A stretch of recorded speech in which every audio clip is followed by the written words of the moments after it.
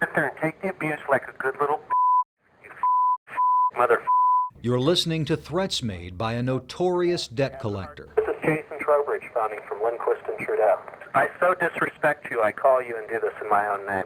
What are you going to do about it? Jason Trowbridge also harassed Betty Dubin, a wheelchair-bound grandmother barely able to talk after a debilitating stroke. And he threatened to take away your home. Yes. And you believe that he could? Yes. Yes. Did that scare you? Yes. Betty Dubin will never forget Jason Trowbridge. And it saddens you? Yes. I was infuriated. Trowbridge's real target was Dubin's son, Tom, a local businessman who was turned over to a collection agency for refusing to pay an $800 bill for fixing a refrigerator that he says wasn't repaired correctly the first time. You're not going to do the right thing. Tom Dubin says Trowbridge ignored repeated requests to stop harassing his employees, his family, and in this call, even his attorney and her co-workers. You're never going to get a dime. You're working for free. You pathetic little mother. It needed to stop.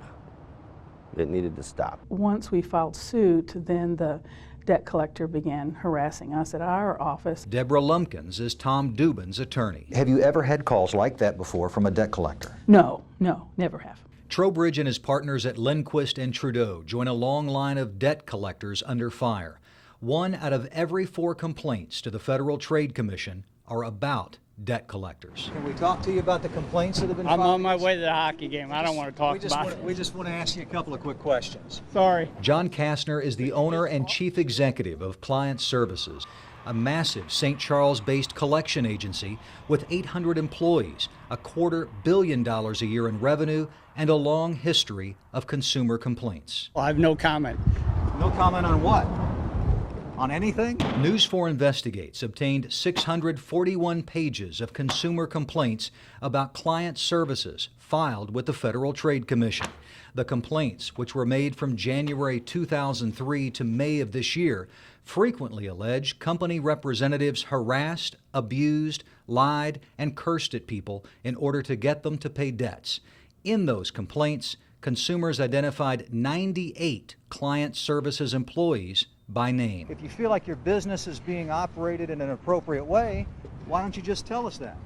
Client Services collects for some of the biggest companies in the world, including Walmart, Chase, Bank of America, and Citigroup. Client Services failed to return repeated calls for comment, so we decided to give Kastner one more chance to answer our questions. Why won't anybody from Client Services talk with us? You'll have to ask them at Client Services. Well, you are Client Services, sir. You founded the company. You're the chief executive officer. Why don't you talk to us? I have no comment. What can a debt collector not do? Basically, you can't abuse, harass, or mislead people. You got that part down real good. Which brings us back to Trowbridge, who is serving a 5-year federal prison sentence because he illegally gained access to private information and used it to terrorize people like Tom Dubin. On his Prison Pal webpage, Trowbridge vows to resume his career as a debt collector once he finally gets out of prison. I just wouldn't wish this on anybody. Jason Trowbridge is scheduled to be released from prison in 3 years. In a written statement, Client Services says John Kastner is no longer actively managing the company, that it takes consumer complaints very seriously, and that the number of complaints is, quote, extremely low compared to the millions of transactions handled in recent years by Client Services. Craig Cheatham, News 4 Investigates.